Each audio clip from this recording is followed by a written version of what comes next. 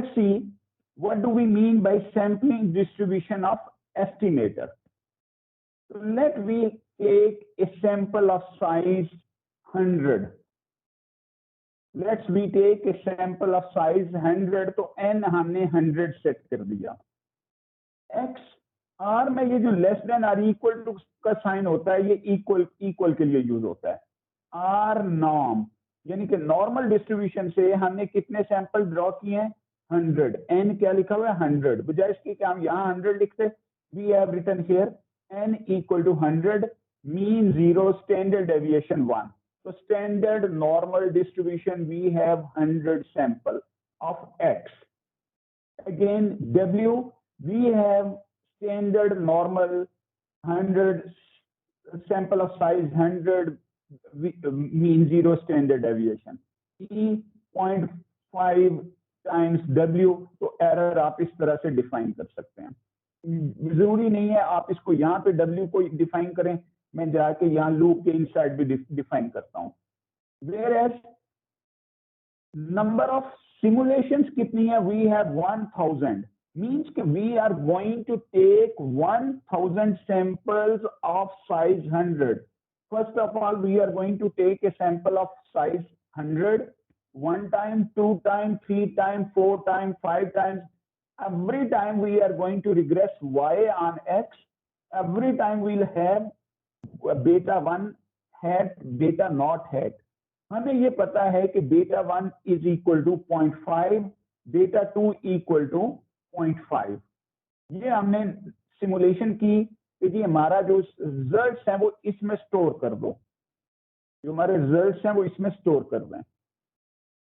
और I 1 to number of random simulations, तो 1 से लेके 1000 तक आपने सिमुलेशन करनी है. सॉरी, सेट डॉट सीड का मतलब ये है कि अगर आप यही वाली सेट डॉट सीड करेंगे तो आपके और मेरे रिजल्ट्स मैच करेंगे. अदरवाइज आपका सैंपल ये वाला कोई और हो जाएगा, मेरा कोई और हो जाएगा. लुक हियर, ये हमने जो किया है ये क्या चीज है? ये वही चीज है b1 plus b2 times x. 0.5 intercept है, 0.5 स्लोप है, times x plus error term. चाहे तो आप इसको x को यहां से w दे देते, चाहे आप डायरेक्टली एरर टर्म लिख लें. तो ये सिंपल हमने मॉडल लिखा, y is equal to b1 plus b2 x plus u. तो ये कितनी दफा रिपीट होना है? 1000 टाइम्स. सैंपल साइज क्या है? 100. हमने ये देखिए मॉडल 7 रिग्रेस किया और ये lm y ऑन x का मतलब ये है कि आपने y को x पे रिग्रेस कर दिया. आपने कोएफिशिएंट नंबर 2 ले लिया. ये देखिए i का मतलब है 1 से लेके 1000 कोएफिशिएंट्स जो है वो जनरेट होंगे, क्योंकि हमने इस प्रोसेस को 1000 टाइम्स जनरेट किया. ये जो 2 लिखा हुआ है इसका मतलब है हम सिर्फ स्लोप कोएफिशिएंट की बात कर रहे हैं. यहाँ पे मेरे पास लूप क्लोज होता है, तो ये MB2 आ गया, ये स्टैंडर्ड एरर ऑफ दैट आ गया, और मैंने इसको एक डेटा फ्रेम बना के, तो अब चूंकि मेरे पास कितने जो है वो रैंडम सिमुलेशंस आ जाएंगी, 1000 random simulations, which means I have 1000 values of beta hat. In practice, we have only one value of beta hat. So I'm going to run this for you so that you get an idea. We have a sample of size 100. We have another values of x size 100. ये ना भी करें क्योंकि ये हमने उधर किया हुआ है.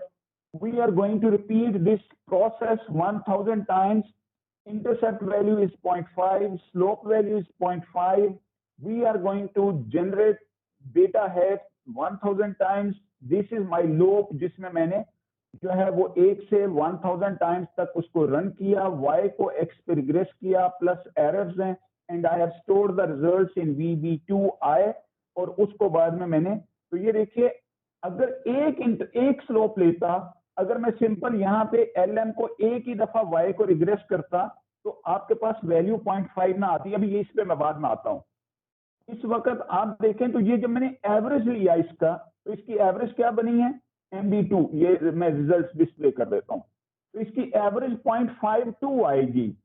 ये अनबायस्ड है। ये देखिए 0.50 सॉरी 0.4988, यानी कि अगर मैंने 1000 डेटा हेट लिए और उनकी एवरेज ली तो that is equal to unbiased estimator. मैं भी बात करता हूं इस पे। ये मैंने इस डेटा फ्रेम ले लिया,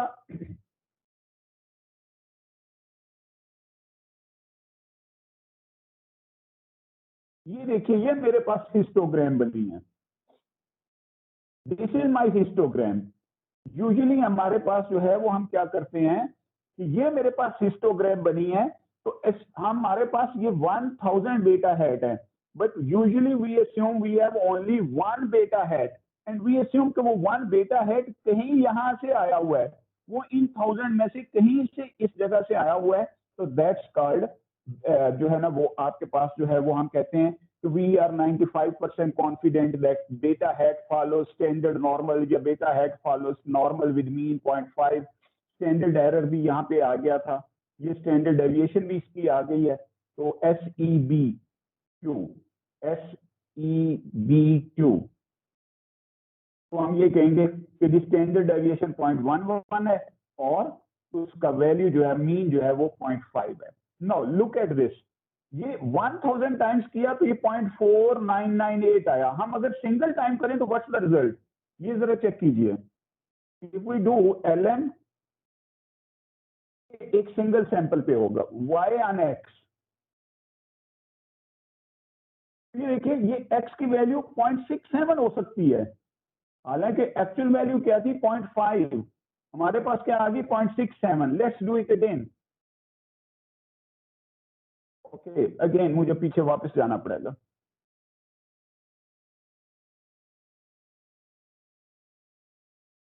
ये देखिए 0.54, तो मीन सिंगल सैंपल जो है ये 0.67 0.54, तो ये सारा यहाँ पे ये सारी मिलके 0.54 0.65 0.25 बहुत सारी वैल्यूज आती हैं। जब हम इस प्रोसेस को लार्ज नंबर ऑफ टाइम्स, तो जो आपके पास इन प्रैक्टिस रियल लाइफ में चीज आती है वो ये वाली आएगी 0.54। तो 0.54 तो 0.50 के इक्वल नहीं है, लेकिन अगर हम इस प्रोसेस को 1000 दफा करते या 10,000 दफा करते और ये 0.54 0.67 0.29 इन सब की एवरेज लेते तो वो 0.5 इक्वल आ जाती। This is called repeated sampling और this is called unbiased estimator. मैं इस पे बाकायदा एक फॉर्मली वीडियो बना के अपलोड करूंगा, यू कैन वॉच दैट। उसमें मैं कोशिश करूंगा ज्यादा जो है वो एक फॉर्मल वे से कर दूं। Any questions